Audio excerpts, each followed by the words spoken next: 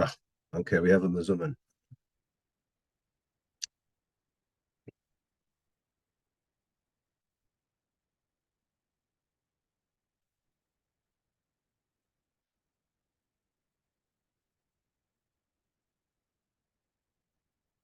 Okay, we're going to start.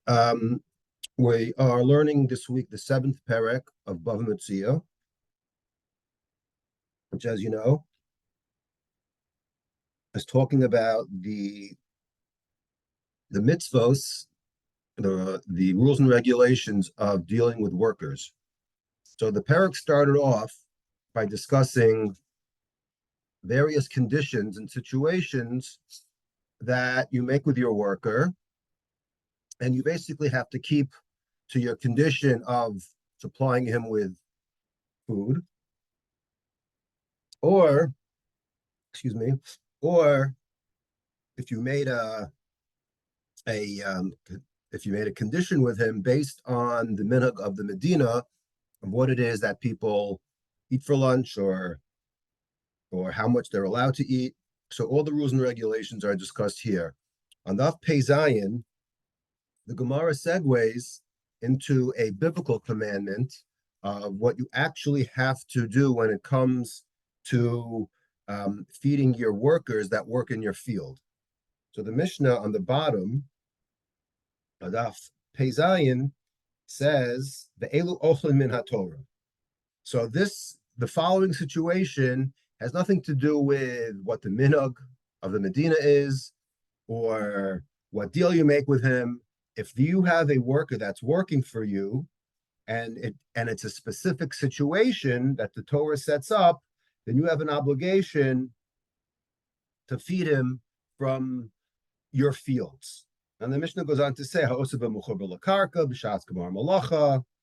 right? If you're, for example, if you hire him to work in your field and he's picking for you things that grow from the ground, and it has to be a certain, stage of ripeness of the fruit, or if it's detached from the ground before it has passed through the process of Gemar Malacha.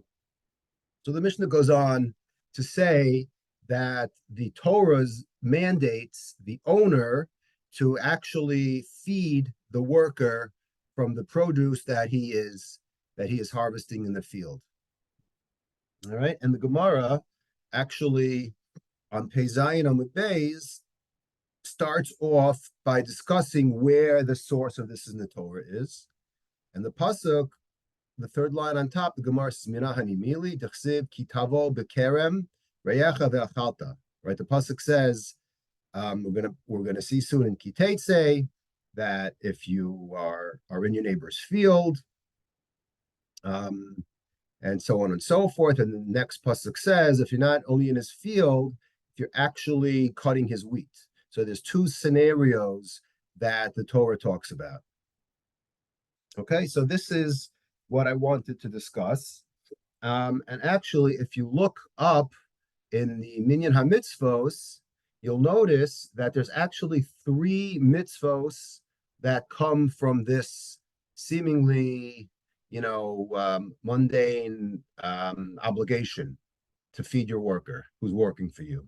So if you go in the Sefer HaChinuch, mitzvah number 576, 577, and 578 are all related to this very topic.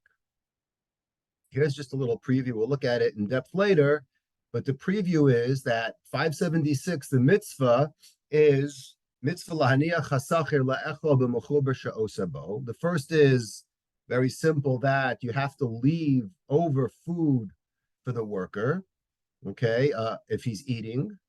Okay, so he's allowed to eat from what he's picking from you. Okay, that's 576.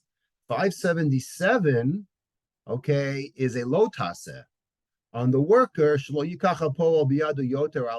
he can't take too much. He has to control himself. Okay, only a certain amount he's allowed to take. Okay, so that's actually a lo taseh on the worker. And that's number 577. And number 578 is another lo taseh that the chinuch says is shelo yochel hapol b'shas malacha, that the poel can't waste the time of the balabayas and eat on work time. Okay, he has to eat during his lunchtime, not during the time that he is supposed to be picking. Okay, so we see, and we're going to see that that's actually very controversial, whether that's actually a lo taseh or not. Okay, so before we go into depth, the Gemara not here, but the Gemara later on, all the way on tomorrow's daf or Wednesday or Thursday's daf Tzadik Beis, asked the question that it should have asked way in the beginning on Pei Zayin when it started discussing this. Gemara on daf Tzadik Beis asks very interesting question. Question is Iboilu. Okay. I'm about halfway down on 92a, about a third of the way down on 92a. Says the Gemara, where did it go? Iboilu, poel mishalohu ochel o mishal shamayim hu ochel. Okay, very interesting question. Again, this poel is eating, okay, and the Gemara wants to quantify or understand better. Okay, I understand he's allowed to eat, but does he eat in addition to what he gets paid? Oh, mishal shamayim hu ochel. Or does he eat, so to speak, from God? Meaning the Torah grants him the right to eat food which he's working with. But the question we want to understand is, does the food really belong to him? Meaning, is it that and it's very important, Rashi, the way the Rashi explains it, Rashi says, Mishalohu ochel, tosefet scharhu shehosifa lo Torah. Meaning, let's say workers got paid $20 an hour, okay? You have to pay him the equivalent of another $1 an hour, another 5%, because that's how much his share of eating is going to cost you. So really, you're paying him $21. Okay, you pay him $20 times 10, you pay him $200, plus he gets to eat that amount of food, which is $1 per hour. So it's like an extra bonus that the Torah lets him have. O mishal shamayim. Meaning what? Or is it charity? As Rashi says, is this considered a matana? That's just like you have to leave leket shikhan peya, you have to give over a certain amount of your crops to your day laborers. Very good question. So the Gemara says, why? What's the practical difference? The Amar Tnula Ishti Yuvanai. He said, you know what? I'm not eating today. I want to pack it up, right, in a Ziploc, and I want to save it to bring home tonight for my kids. So how do we view it? Is it his, that he could do whatever he wants with it? Right? Says the Gemara. If this is something that the Torah says he's allowed to take, then who cares if he eats it or not? Let him save it for later. Let him bring it home. If this is some kind of tzedakah that the owner has to leave to this worker, but the truth is that you can't give it because your wife and kids aren't working. This is only a perk to someone who's working in the field. If you're not working in the field, then you have no business. I saw in the Rishima Shiurim a very interesting Rabbi Chana, and he really puts this in perspective. He says the way Rashi learns this Gemara, he says, "Hagemara mistapekes hadin achilas poel habechiyuv mamon derami ala balabais v'dim schirus." So the way you slice up this chakira is say, okay, and this is very kind of like the way we explained it. Is this a law in schirus that you have to pay the worker a certain amount per hour, plus he has a perk of eating free food for lunch? Oh, did he rock mitzvah ba'alma mishum gemilas chasadim liten lepoel le'echol avaleke he's chayvus v'chiyav maman ala balabayis liten lepoel v'le'echol. But that doesn't mean that he has to give it to his family members. The imi shalahu, but if he's eating his his share, says Rav Chanan, as ayesh lepo zechut mamon leechol b'habe kachov mishum hachi yachol lomar tenu leishtiu banai. If I decide, meaning if it's considered the first side of the coin, which is mishalohu ochel, as the Gemara posited at first, then it's like a chov, meaning you owe it to me. Just like you owe me $20 an hour to work, so too you owe me this food, right? And therefore I could take this chov and I could replace it, right, and pass it on to a family member. Okay, and he goes, and then he brings in Tosfos. Tosfos has a little different interpretation, right? He says it's comparable to tzedakah.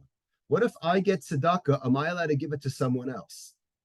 So he says at the end, "L'chora b'tzedakah ikabel ani maos tzedakah, ein lo reshus lahaknos oson hamos achar kach la'ashir acher." Right? He says, I don't understand something. When it comes to tzedakah, I have no permission to take that money that I get and give it to someone else. So if that's true, then why would I think that I could do it when it comes to these grapes that I'm getting for lunch? So he says, when it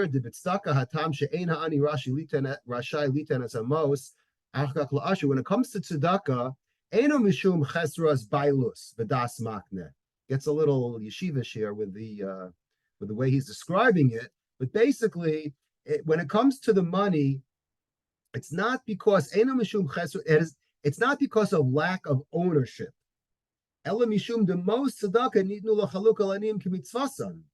Because that's what tzedakah is all about. Tzedakah is me helping a poor person, not that the poor person should go and give that money out. If that's the case, then it's not considered tzedakah. If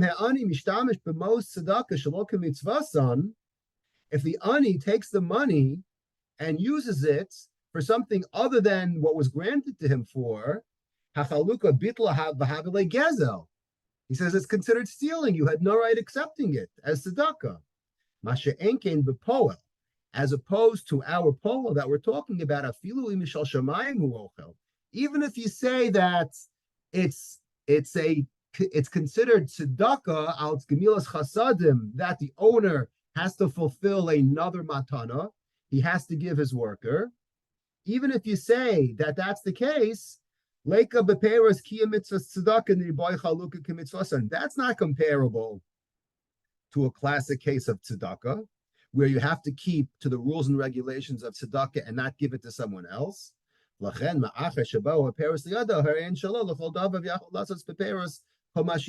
why, because it's not considered charity like classic tzedakah, so then I could save it for later if I'm not hungry and give it to my kids to chomp on at home.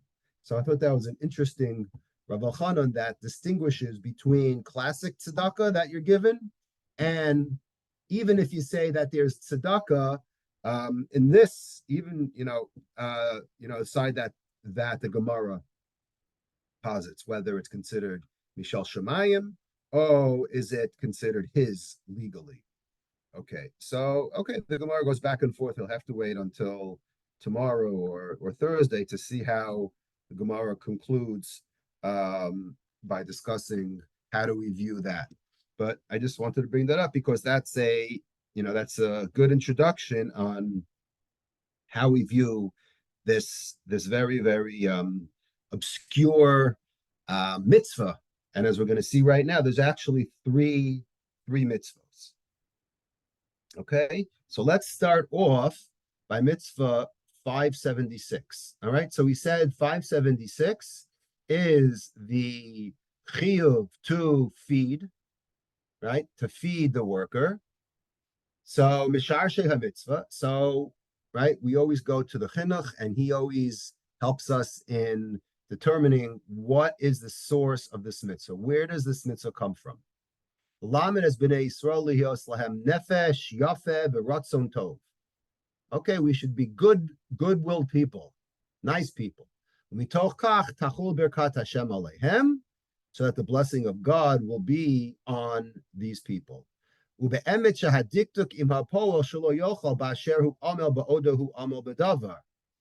he says the truth is that the worker should not really eat what he's dealing with while he is still eating. Certainly, when you're picking, let's say, grapes, picking tomatoes, right? When you're picking stuff that grows from the ground, because a person is very happy with the blessing that God gave him and that he let his crops grow and now they're ready to be harvested. He doesn't want someone taking them. Right? He says this is an indication of a person who's a little mean, right? So, and I indicated many times that a curse and evil things will cling to people who are evil. So he goes on to say that even though you really shouldn't, because you're working, but nevertheless, this is a allowance, so to speak, that we're allowing you to. Okay, sounds very simple. So here's where it gets interesting. Okay, we're going to skip to 577.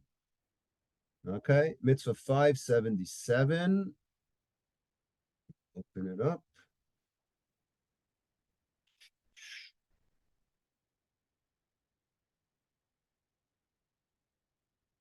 So 577, again, remember what we said?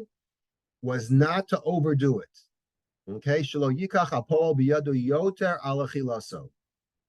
Okay, not to be a chazer, as they say. Shenimna hasachir milakachat mima sheyavod bo yoter alachilato.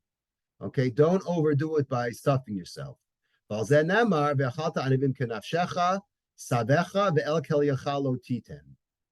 the pasuk actually says that you could eat as many grapes as you want, but don't put them in your bag for later. Kol inyan mitzvah zu mevor gam mitzvah saseh shalom. Okay, over bezeh. So he goes on to say that if you violated this commandment, so if you overdid it and took too many grapes, avar alabze, you're over, you get a lav. Aval ein lokin alav. There's no malchus. So why isn't there malchus? Because after all, says the chinuch, this is monetary measures that you could always pay back. Meaning, the Torah says don't take too much, and if you did, you could always return. Right? This is like stealing, for example, right? It's lav hanitek laseh. You could correct the wrong.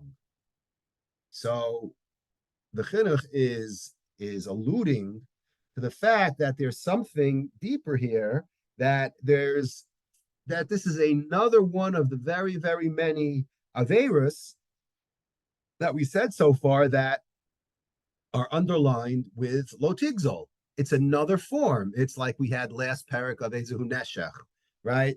We had Onah, ripping someone off, taking interest, Hashabas Aveda, finding something and not returning it. All of these things, it's another example where the common denominator is lo tigzal. So ask the chinuch, ve'im tishal, and if you're going to ask, lama hayat tzarech lav al zeh, why do I need a separate commandment? V'halo b'chlal gezelhu. Why are you telling me that I violate another lav? This is just another, like we said, case of ripping someone off, taking more fruit than your allowance.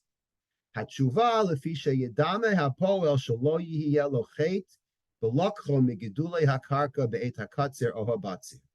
He says, because the truth of the matter is that it appears to the person that it's not really a sin so much. If I take interest from you, it's one thing. If I rip you off when I sell you something, it's another thing. But hey, I'm working for you. There are a zillion grapes that I'm picking today. Why do you care if I take 2 pounds extra than I'm allotted for? Right? This is what we call a classic case of mora heter, right? He says, the owner is not going to be makpid. Moshe hem makpidin b'mashi yesh lahen tocha bayit, right? He's not going to be makpid, just like, right, as opposed to if I go into his house and I go into his fridge and I steal his grapes, that's one thing. But here, outdoors in the vineyard, there's millions and millions of grapes. So that's why al ken hayu mechasadav baruchu laharbos alav hasaros. Therefore, this is true. This is lo tigzol. But I need another one just to let you know, hey, this is not just a lo tigzol. You need another reminder. Okay. Now I want to before I finish the paragraph, I want to read the Rabbeinu Bachai, what he says on this. Okay, the Rabbeinu Bachai on the pasuk again. We're going to read the pasuk again. Kitavo bekerem reyecha, ve'achalta anavim kenafshecha savecha, ve'el kel yecha lo titain. Okay, again, eat to your heart's desire, but don't put them in your bag to bring home for later. So says the Rabbeinu Bachai, Zeh yihiyeh gezel. Okay, the pasuk of ve'el kel yecha lo titain. This is considered robbery. And the Torah, so to speak, made a concession only regarding the taiva of this person to eat while on the job. Why? Because what's he doing all day long? He's picking and he's picking and he's picking and he's looking at these beautiful grapes, and it's like staring at him in the face, right? It's very, very, very tempting to satisfy his appetite. So he's looking at it all day long, all right? And here's the magic words. Im lo hayalo efshar.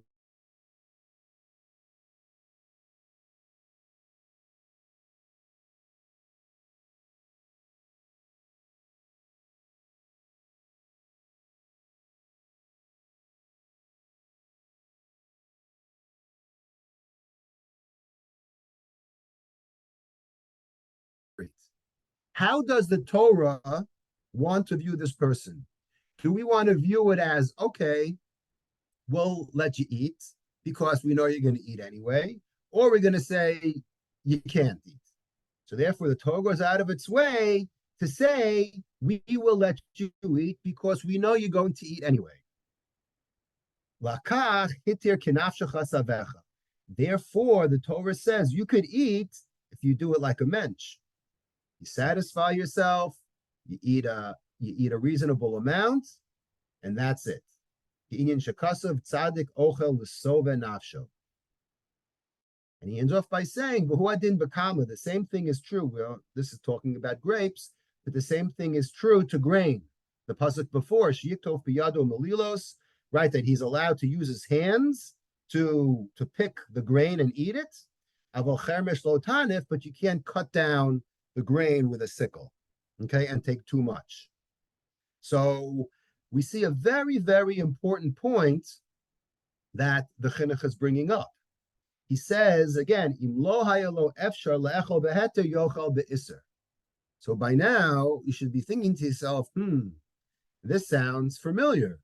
You should be thinking to yourself, I thought the only time the Torah tells you that you're allowed to do it be'isser because we know you're going to do it anyway is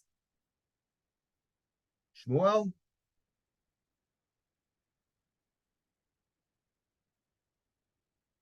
Okay, I'll tell you. The mitzvah of number 532. What's mitzvah 532? Eshes Yafat Toar. Okay. Remember what it says over there? It says that if you're in the battlefield and you see the woman, right? So the Rashi says, Lo dibra Torah ella keneged yetzer hara. Right? What does that mean? That means that we know that you're going to violate. So therefore, the Torah says, let you do it beheter and not be'isser. Okay, let me read from the Chinuch number 532 regarding H's Yifas Toar. We learned Yifas Toar about a year ago, 9, 10 months ago, in the beginning of Kiddushin.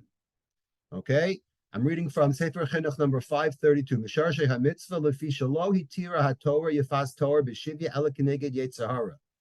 The only reason why the Torah permitted Yifas Toar, okay, is because you are going to give into it anyway. Your Yetzirah will not let you breathe. You will do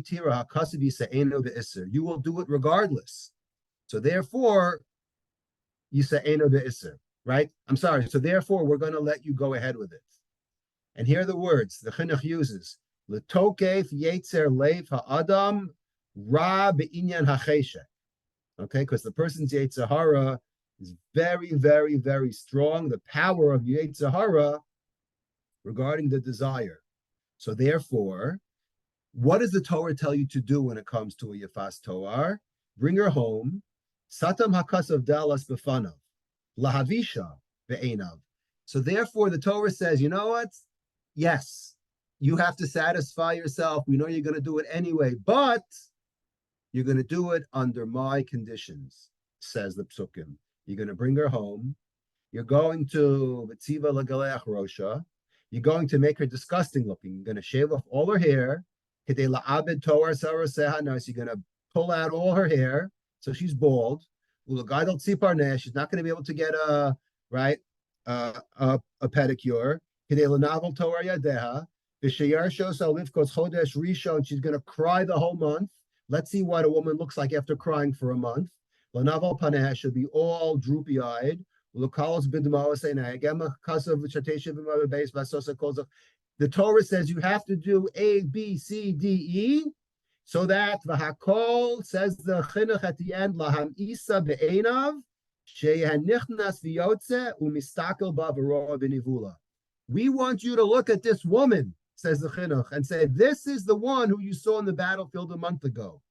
Now look at her now. Do you still want to live with her? You want to go ahead with your desire?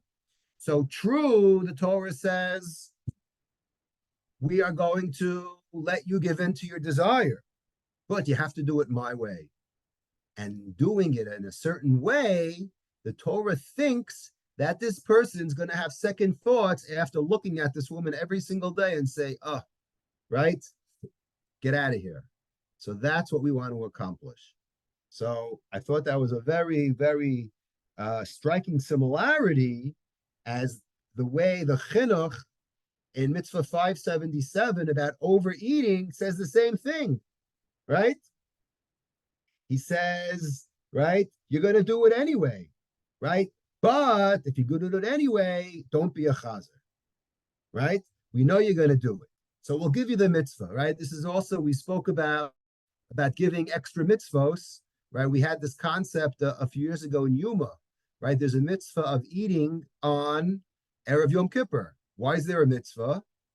Isn't it obvious? If you have a big fast coming up, well, what do you think? You're not going to eat before?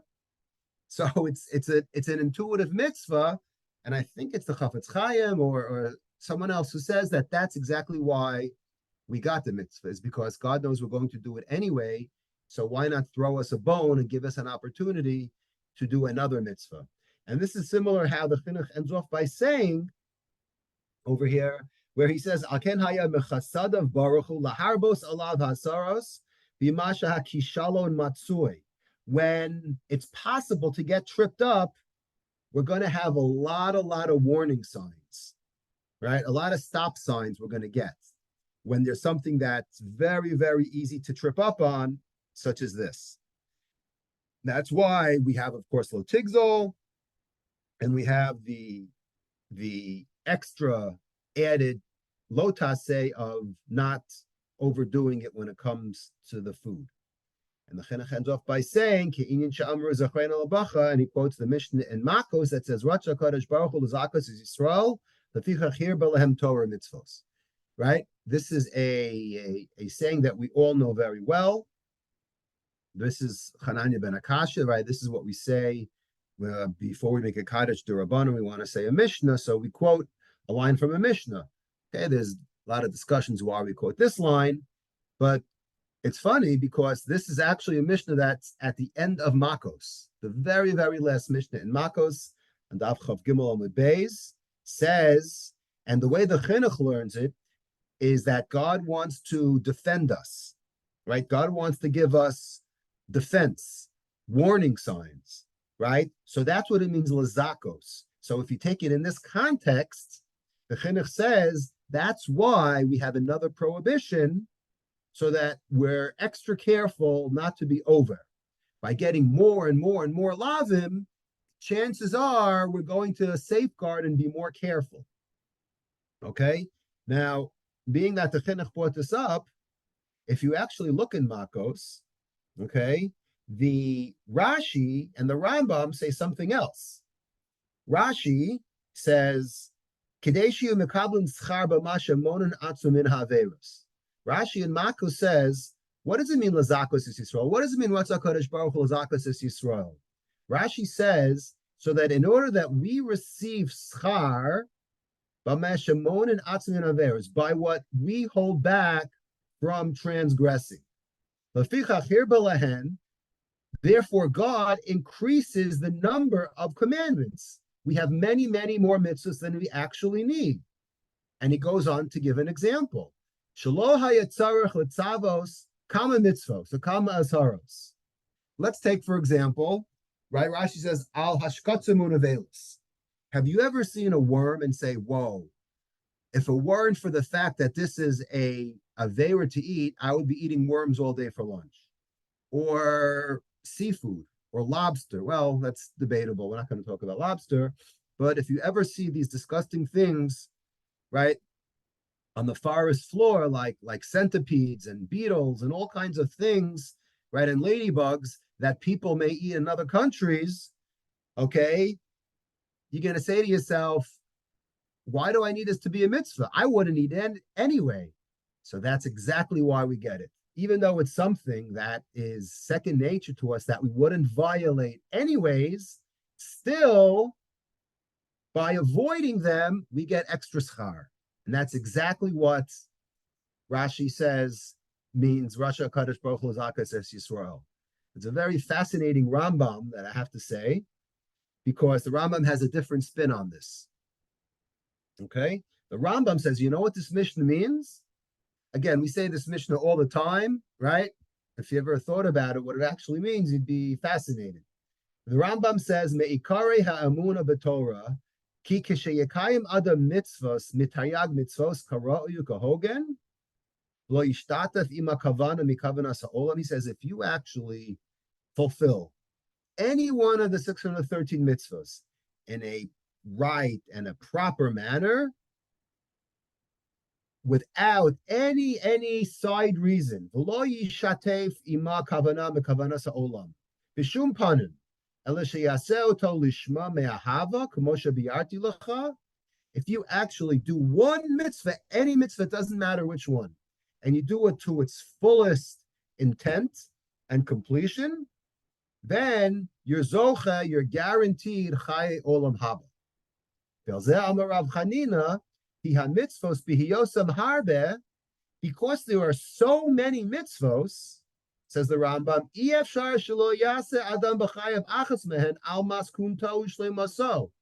there are so many mitzvos that you could pick your favorite one.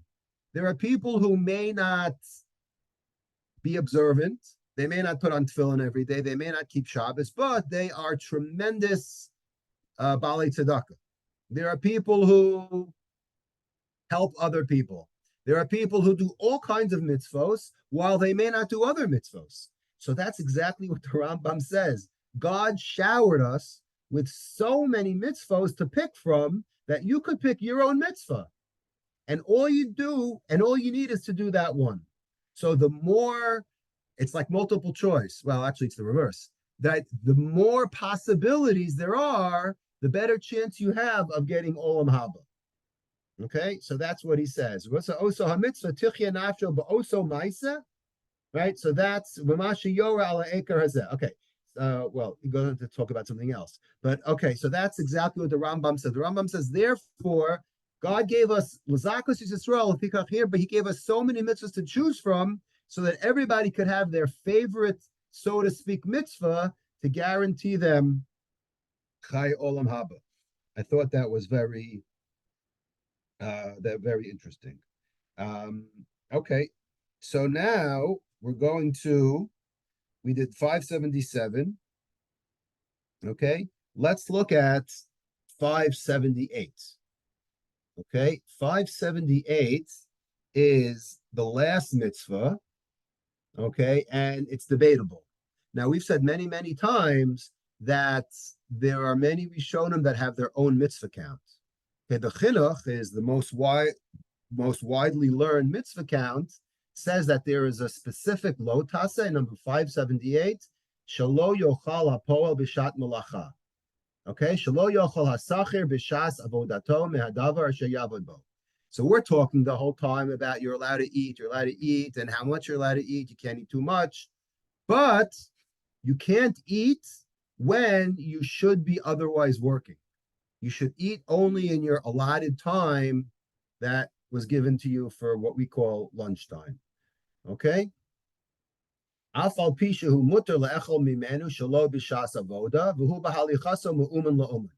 He says, even though you're allowed to eat, but you can't eat when you're working, only when you're moving, like from location to location. Okay? So, and they learn it from the pasuk of v'chermesh lo tanif al kamat reyecha. Okay, that's what the word chermesh and your sickle, right? You can't wave, you can't take. That's what the chinuch learns from eating shalo b'shas malacha. Okay, from that pasuk. Ubishas chermesh. I'm reading the chinuch. Kolomar eis hakatzir lo tiktzar la'atzmacha. When it's the time, not when you're actually cutting, when it's the proper time to cut, lo tiktzar la'atzmacha. Okay, don't cut for yourself. Ukvar noda shezeh hakasuv ba'besacher, and as we discussed, this is only talking about a sacher. By the way, you should just know that these psukim, if you just read it, it says kitavo. It doesn't necessarily say that we're talking about a poel. And we just have a Gzeira Shava, that if you remember the daf on the bottom of daf Pei Zayin, the Gemara had a Gzeira Shava, that it's talking about a poel. You're going to see on daf Tzadi Beis, right around where we did the Gemara in the beginning of the class, that there's actually opinion of Isi ben Yehuda, says that this is referring to anybody, okay, which is a very controversial opinion. The Gemara goes into it, but okay, this is talking about obviously a worker. So that's what the Sefer HaChinuch says. Now, usually the Sefer HaChinuch gets his backup from the Rambam. Okay, so the Rambam actually says the same thing. I'm reading from the Rambam Hilchas Schiras, the 12th chapter. Okay, Hamavato mimlachto. Okay, if you are batel from your work, okay, if you waste time, you neglect your work, va'achal, and you eat, o sha'achal shelo b'shas gemar malacha, or if you eat, but you eat from produce that is not considered gemar malacha, hareza over below taseh shenemar v'chermesh lo tanif. Okay, so this is where the chinuch gets his source from. You're over the law of v'chermesh lo tanif.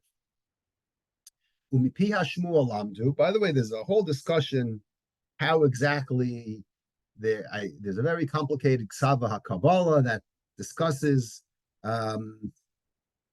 Nice question. So I'll tell you a story from my old days about eating during work. Maybe if we have time at the end.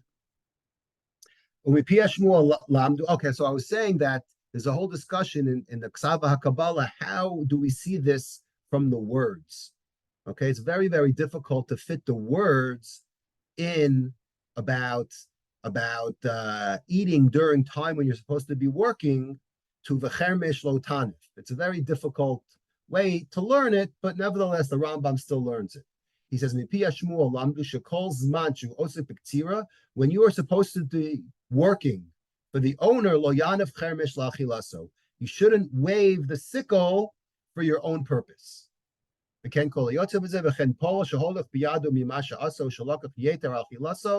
Or like we mentioned before, this was mitzvah 576. If you ate too much, or if you gave it to other people, you're over the lav. Okay, the ein lokin al halav. So that's what the Rambam says. Let's look at the Ravid. Okay, the Ravid does not at all agree with this interpretation. He says, Omer Avraham, Dvarim halalu ein lahem shoresh. He says the Ravid, who is obviously famous for arguing with the Rambam, he says this concept that the Rambam is talking about being mavatel from your malacha to eat, right? That it's a special and separate lav. He says there's no source for this. Ubisifri darshu, and in the Medrash, they darshin the katafta melilos biyadecha. You know what it means that you should take the corn, right, in your hand. Shelo yeh kotzer b'magal v'ochel. You can't cut it for yourself and eat it. V'chermesh lo tanif b'shasha atamein chermesh al kamas balabayis. That's what it means, that you can't be taking it for yourself. V'lo mipnei bitol malacha. But it has nothing to do with the fact that you're wasting the time that you're getting paid for. So what does it have to do with? If it doesn't have to do with wasting time, Ela shelo yaseh achilaso keva ke'ein malachto. The Ravid concludes and he says what it means is you shouldn't make your achila a keva. You shouldn't make it like take an hour break and have a set meal. You want to eat a little here, you want to eat a little there, right? You're slicing corned beef for a customer, like you see in delis today, the guy takes a slice or two. Okay, so for every pound you slice, you could take 1 or 2 slices. So that's considered reasonable. So that's what the Ravid is talking about. It doesn't mean that there's a special and isolated lav of wasting time, because the pasuk never alludes to this. So we have a classic machlokes between the Rambam and the Ravid. And the Netziv, by the way, sides with the Ravid. He says, "V'chermesh lo tanif." I'm reading from the Netziv. Isser chadash masha'enu b'keren. He says, there again, the first pasuk talks about working in the vineyard. The second pasuk talks about working with the grain. So v'chermesh lo tanif is a new isser that has nothing to do with the grapes. The Sham, when it comes to the grapes, says the Netziv, lo huzar litlo sha'anavim, right? Lo huzar litlo sha'anavim b'klisha botzel abalav, right? There's no azhara of picking the grapes, right, and putting them in the kli for the owner. Aval bekama hazhara shelo yiktov ki'im biyad v'lo b'kli. What's special about the grain? The grain is that you shouldn't pick it except with your hand and not with your knife and not with your sickle. Why? What's wrong with a knife? Because when it comes to the grapes, you pick it, you're only picking a few, right? When it comes to the sickle, he says the problem when you're cutting is that you're going to take too much. Therefore, don't cut, because when it comes to the grapes, okay, you could take 1 or 2 or 3 or 4. But here, when you use a kli, you're going to cut so much, you're going to take way too much. So that's the distinction that the Netziv actually makes between the grapes and the grain. So either way, the Rambam holds what he holds. So we have a machlokes between a lot of the monei hamitzvos, which don't count this lo taseh of wasting time of the owner. But still, that doesn't mean that it's a good time to waste time. That doesn't mean that it's a good thing to waste time when you're getting paid. Because the Rambam, all the way at the end of Hilchas Chirotz, the very last chapter, the very last halacha, says, Kederech shemuzar balabai shelo yigzal schar ani, Just like we learned so much about not ripping people off and paying your worker on time and not holding back wages. So the flip side is also true, right? We don't always think of this.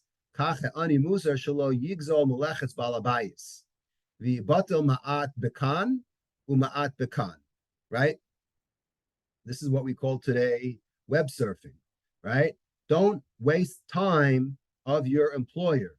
This is exactly what the Rambam says. We're so concerned about ripping and ripping the employee off and not paying him and holding back wages. The opposite is also true about wasting your employer's time. You have to be very, very careful when you're on the clock. Ready for this punchline? The Rambam says, we were so careful. Al bracha revius shal birchas hamazon shelo yavarechosa. What is the Rambam talking about?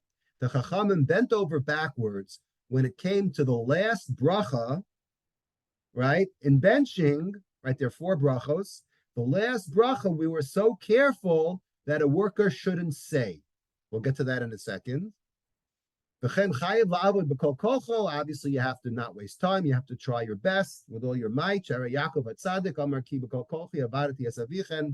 Gemara actually, at the end of the 7th perek, learns a lot of laws about how much a shomer sachar or a worker has to protect something, to what degree. Obviously, you don't have to give up your life for something if you're a shepherd, right? You don't have to take a bullet for your sheep, but there's a certain limits that we learn actually from when Yaakov was working for Lavan.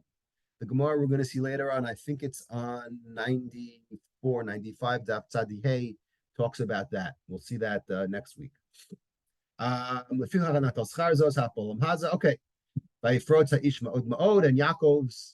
Yaakov was lucky because he was zoche to a lot of riches because of that. So the Rambam says, don't waste time. So here we go. Statistics. Ready for this?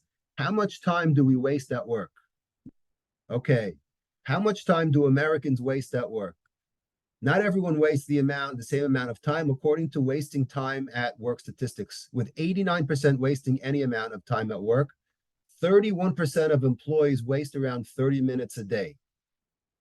Okay, surveys show that almost a third of workers report wasting up to an hour or more per day.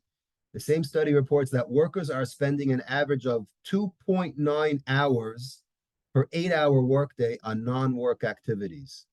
That's 3/8 of your day. Okay, according to my math, that's about wait. Can you repeat that again?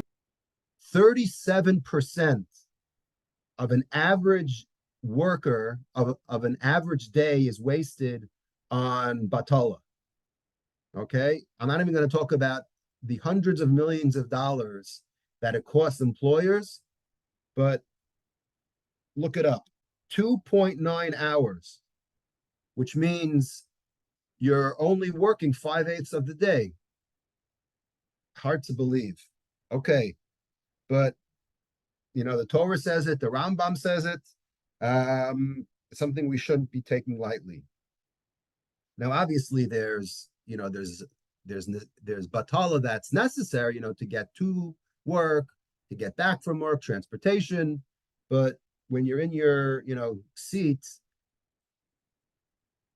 yeah, okay. So when you're in your seat, you spend 3/8 of your day, on WhatsApp and whatever. As I get this. Now, the Rambam said when he was, talking about what a serious matter it is, he talked about benching. So what is the Rambam talking about? So if you look in the Seches Brachos, okay, Daf Tes Zayin, there's an interesting halacha. Here's the halacha. HaPoalim shahayu osin melacha etzel balabayis. Workers are working for a guy. Korin kriya shma'u mispalin. Okay, it comes time to daven. Right now, remember a week ago when we started this perek, we were talking about how the work day is from Nates to Tseis, right? It's literally from sunrise to sunset. So obviously you couldn't daven before, so you had to daven where you were. So the Chachamim allotted you time to daven, right? Take a few minutes to say Shema. Remember, I think it's the right in brachos also. The Mishnayos talk about that the person's in the tree, right? Is he allowed to say Shema if he's working up in a tree? Remember that? So obviously you're saying Shema on the dime of the Balabayas. So what are you allowed to do on the dime of the Balabayas? You could say Shema and you could say Shmona Esrei. Now, what happens when it comes time to eat? The Ochlan Pitan. Now, by the way, everything we were saying about this whole orchards and grain, that's only, like we said, Gedule Karka, right? As opposed to if you're milking cows, if you're working in a deli, if you're working with food that doesn't grow from the ground, everything we're saying is not true. It's only for Gedule Karka. It's for vineyards and for cornfields and stuff like that. Now, what if you bring in your lunchbox a tuna fish sandwich, and it's going to take some time to go find a place to wash?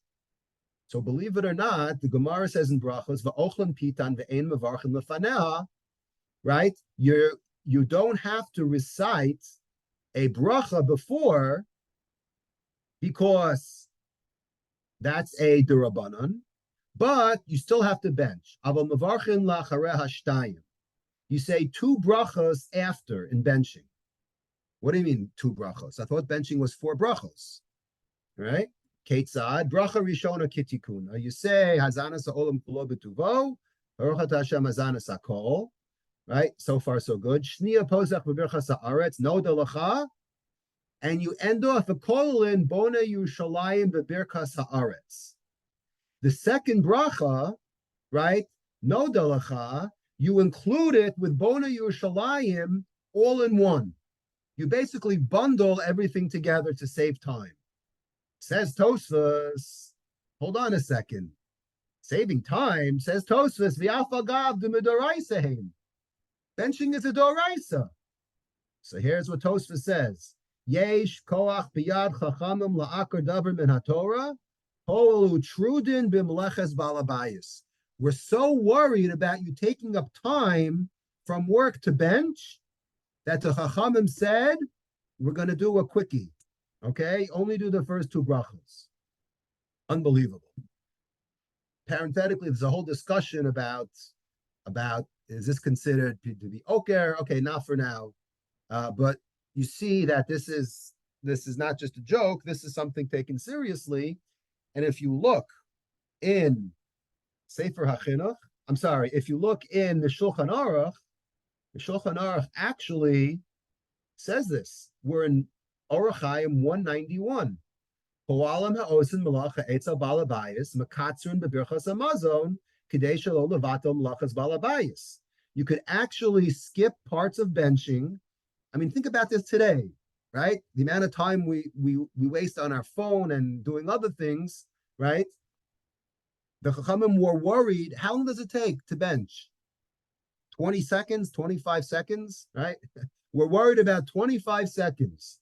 This is Mud Nazach, as they say. Kedeshul Yavatam Lachas Balabayis Kates Abrachat Rishona Kitikuna Ushnia Posach Beverchas Hamazon V'Kolel Ve'ein Omen Berchas Hatov V'Hametiv. You don't say the last bracha of Huhetiv Humetu Huyetiv Lanu. We don't say that. Hamed Varmamur and Kishenotlan Tzchar Malachtan Milvad Hasuda. Aval Im Ein Notlan Tzchar El Hasuda Shoch. Okay, so he talks about it. So everything sounds great. The problem is the next sif in 191 bay says V'ha'idna la'olam mevarchin kol arba brachos she'ein derech b'nei adam achshav lahakpid b'kach. If you were to ask the employer and say, I just want to let you know,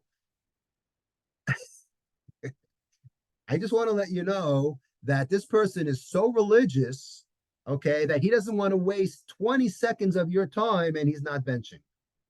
So today, this goes out the window, and most people are reasonable and say, okay, we'll allow you the extra 25 seconds to say the end of benching. That's why the Shulchan Aruch concludes and says today this isn't applicable.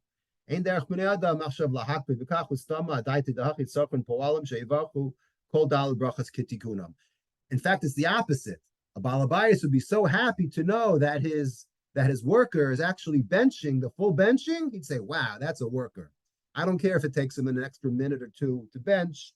It's an 8-hour workday." Okay. And by the way, the siman of 191 Kuf Tzadi Aleph ends. In case you're curious, Asur lasot melacha ba'odo mevarech. While you're benching, you can't be working. Okay, people try to bench on the go. So I just wanted to throw that in. So that I thought was very interesting. There's a few minutes left. I wanted to talk about Lo Sachson Shor B'Disho, if you don't mind, because everything we're talking about over here is a person, what he's allowed to eat, what he's not allowed to eat while he's working. As we had on today's daf at length and yesterday's daf about muzzling an animal, okay, the reason why you can't muzzle an animal is, which is called chasima. What's the reason? I'm reading from the Chinuch 596. To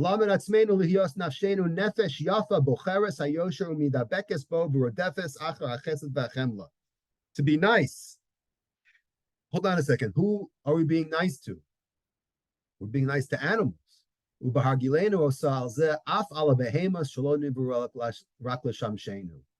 And if we're nice, we'll be accustomed to being nice even to animals.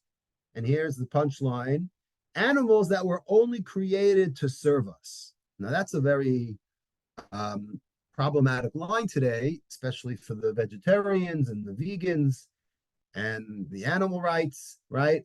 Forget all of that nonsense. How about the Gemara that we had a few days ago? Remember on Daf Pehei, right? We have to be nice to animals. Who wasn't nice to an animal? Right? Who wasn't nice to an animal? Remember on Daf Pehei? Rebbe. Rebbe was not nice to an animal, and that brought to him Yisurin. I'm reading from 85a on top. There was an egel, a calf. Right, a calf was being lined up to shecht. Azel Talia Laresha ran away. Right, remember last year when you had the runaway bull in Grand Central, or was it? I think it was Penn Station. Right, that was the week that we were learning the Shorsha Nagach. It was in New Jersey on the Amtrak. It was in New Jersey, right? But it was the week. It was in December when we were learning Shorsha Nagach, and everyone in the Yomi Welt was all quelling over that. If you remember that. Right, the runaway bull. So what happened to the bull? So what happened to this egel? It hid under Rebbe's shirt, hiding out the kabachi, and was crying. So what would you do? So today, I actually looked it up. It's not a law, but if you escape the slaughterhouse, the bull gets pardoned.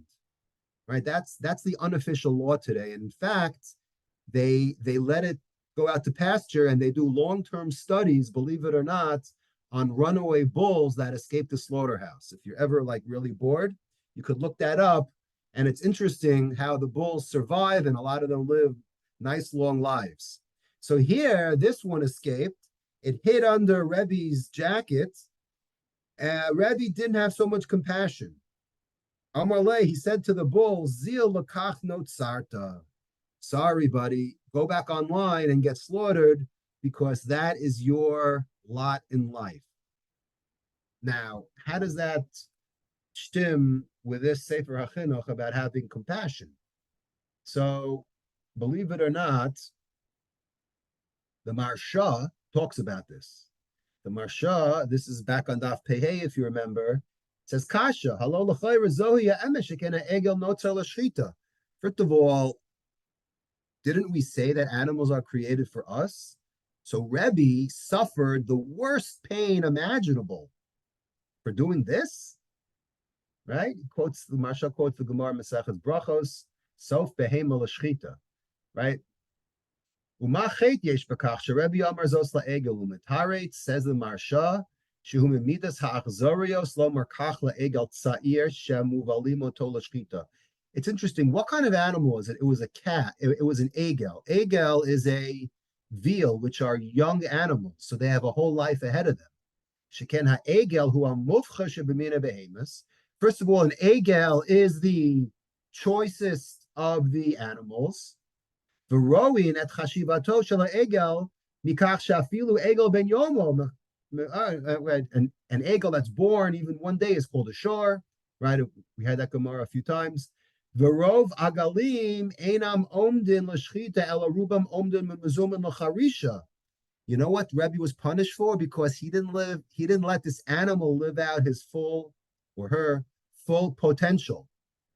Because remember what we learned in Shoshan Agachesapara? Rove animals are Laridia, right? Yeah, they have a value for food at the end, but you don't slaughter it right away. You try to get a few years of work out of it. That's where your investment is, right? You get to work with it and you get to eat it at the end. But here, right? Here, he didn't let the Egel live, and he took away the potential. That's why Rebbe got punished. So I thought that was a nice way to end. Well, not really, but got to end somewhere. All right, 9 o'clock. Shkaya.